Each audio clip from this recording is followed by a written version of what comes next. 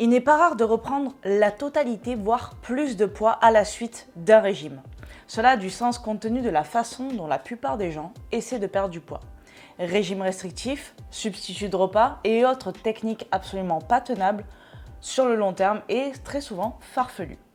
Mais toi, ça n'est pas ton cas, parce que tu suis les vidéos de cette chaîne et tu sais non seulement déjà comment on peut perdre du poids de façon savoureuse et définitive, mais maintenant ce qui nous intéresse là, présentement, comme disent les Québécois, je ne ferai pas l'accent, c'est comment maintenir ce poids. Et dans cette vidéo, je te donne 4 conseils, 4 techniques absolument extraordinaires.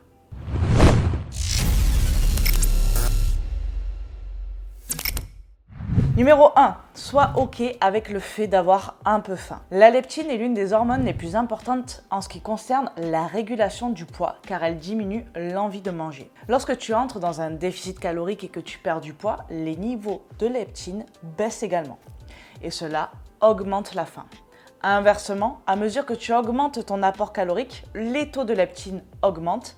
Cela signifie moins de faim. Ce que tu dois savoir, c'est qu'après une période prolongée de régime ou de déficit calorique, appelle ça comme tu veux, il faut au moins 1 à 2 semaines de repas à maintien calorique pour augmenter les niveaux de leptine.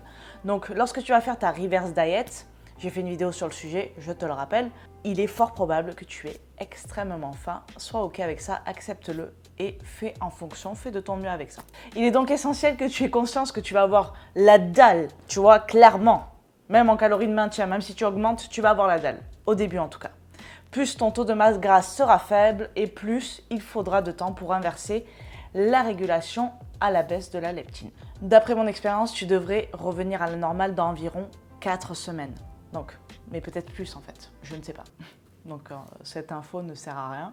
Mais c'est juste pour te dire que nous réagissons tous différemment au processus. Le fait est que tu dois manger plus d'aliments riches en fibres et en protéines, aussi des aliments volumineux, fruits et légumes, et boire suffisamment d'eau pour mieux gérer la faim. Conseil numéro 2, revenir à maintien calorique assez rapidement. Comme tu l'auras compris, il s'agit de faire une reverse diet. Je t'invite à checker ma vidéo sur le sujet, je la mets à l'endroit où ça va s'afficher. L'idée est d'augmenter le taux métabolique tout en minimisant le gain de graisse.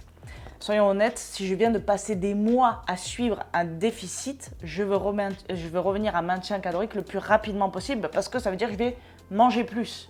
Donc, c'est plutôt cool de savoir qu'il faudrait le faire quand même assez rapidement. Donc, prends pas plus de 2 semaines pour remonter à maintien calorique. Et lorsque tu fais ton déficit, si jamais tu viens de le commencer ou autre, fais des phases de 2 semaines de maintien et de déficit. Ça t'aidera également à éviter ces grosses fluctuations et regagner aussi en motivation. Tu peux te caler sur une augmentation d'environ 250 calories chaque semaine. Ça me paraît être quand même cool et assez simple à faire. Conseil numéro 3, ne panique pas si tu prends du poids. Je sais, l'objet de cette vidéo est de ne pas reprendre la graisse perdue.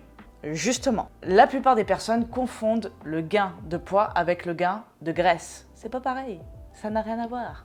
Complètement. Et pourquoi je suis arrogante? Je ne sais pas, j'ai envie de me... Ok? C'est important parce que lors de la transition vers le maintien, tu prendras du poids. Mais ça ne sera pas du gras, je veux que tu l'entendes, ça ne sera pas du gras et c'est ce qu'il y a de plus important. Ce sera du poids dû à ta rétention d'eau, parce que tu vas augmenter ton apport calorique et ton corps va faire un petit peu plus de rétention d'eau parce qu'il n'est plus habitué. L'augmentation du glycogène aussi, après avoir introduit plus de glucides dans ton alimentation, ton contenu intestinal, je ne vais pas te faire un dessin, si à un moment donné, t'es pas allé à la case évacuation, c'est là-dedans quoi. Donc tout ce que je viens de te citer là n'a rien à voir avec la graisse. Donc ce gain de poids, si tu le vois sur la balance, ne panique pas et ne te dis pas stop, vite, je reviens en déficit. Non, c'est tout à fait normal. Ton corps va réguler par la suite et tu verras que ta condition physique, elle va être mozzarella. Le poids n'est qu'un chiffre, ta composition corporelle est ce qui nous intéresse le plus. 4e et dernier conseil, ne change pas ton alimentation. C'est pourquoi il est important de manger des aliments en fonction de tes préférences plutôt que des principes inventés d'un régime complètement farfelu.